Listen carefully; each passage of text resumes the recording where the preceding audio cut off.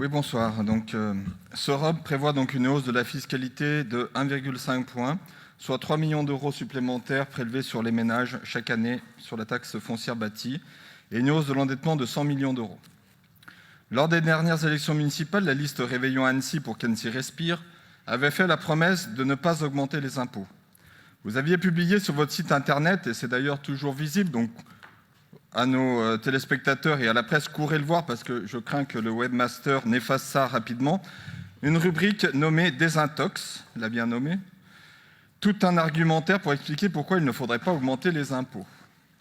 En réalité, on le voit aujourd'hui, c'est vous qui aviez intoxiqué les électeurs. Avec la liste Les Annéciens que j'ai portée, nous avons été les seuls à ne pas rentrer dans ces promesses. Pourquoi ?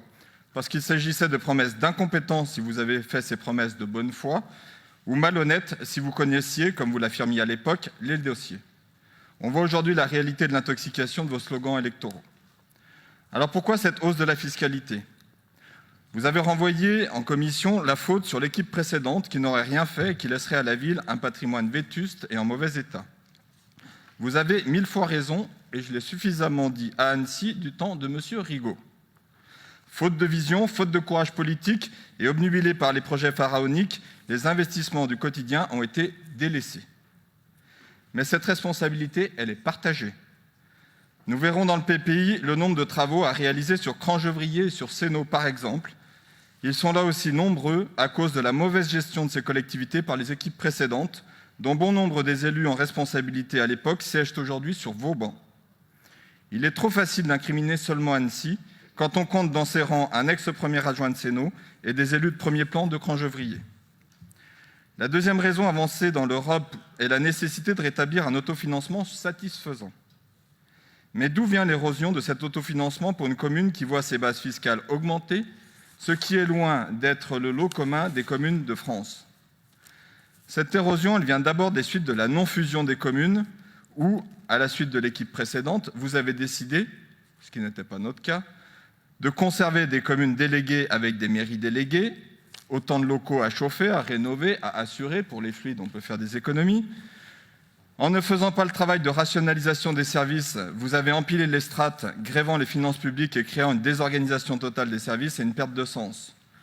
Alors que M. Rigaud promettait des économies d'échelle avec la fusion, c'est l'inverse qui s'est passé.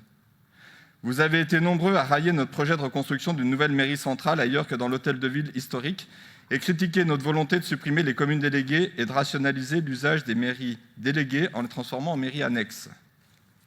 Pourtant, cela aura permis de maîtriser les dépenses de fonctionnement. Au lieu de quoi, en 5 ans, ce sont 53 embauches supplémentaires qui ont été faites, à la fois par l'équipe Rigaud et par votre équipe. 53 embauches, soit un coût additionnel de 2 millions d'euros par an, l'équivalent de la hausse d'impôts que vous nous proposez. Aujourd'hui, Annecy se trouve dans les villes où la masse salariale est la plus élevée en proportion de son budget. À qui peut-on faire croire qu'une vraie réorganisation porteuse de sens pour nos agents n'aurait pas permis d'éviter ces embauches par des mutations internes ? Quant à votre proposition concernant les octrois de subventions en fonction de la trésorerie des associations, elle est une prime à la mauvaise gestion, car les dépensiers pourront toucher des subventions quand les économes seront mis à la diète. Elle fait fi du contexte sanitaire qui n'impacte pas de la même façon une association d'aide sociale ou culturelle et un club de loisirs, par exemple. Alors on pourrait se dire que si l'autofinancement se stabilise après votre hausse d'impôts, pourquoi pas ? Je ne suis pas un allergique des impôts. Sauf que dans votre PPI, vous prévoyez par les budgets participatifs une hausse annuelle des dépenses de fonctionnement de 500 000 € supplémentaires, soit un total qui se cumule au fil des ans avec des nouveaux projets de 2 millions d'euros supplémentaires en 2026. C'est donc une dégradation du budget de fonctionnement qui s'annonce, avant une nouvelle hausse d'impôts, point d'interrogation. Au final, ce ROB montre la totale déconnexion entre votre promesse électorale, dont on ne voit pas bien où elles sont inscrites dans les projets que vous nous proposez et qu'est-ce qui va réveiller Annecy, et la réalité financière de la gestion d'une collectivité. Vous avez menti aux électeurs, vous leur avez promis la lune et aujourd'hui ils vont payer l'addition.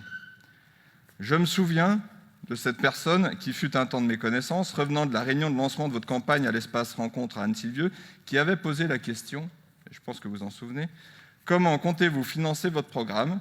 Et vous aviez répondu, monsieur le maire, il n'y a pas de problème, à Annecy, de l'argent, il y en a. Alors, incompétence, malhonnêteté, en tout cas les promesses de réveillon à Annecy n'est pas inscrite dans l'Europe qui est proposée aujourd'hui. Pour les investissements, je vous propose d'intervenir durant la délibération suivante.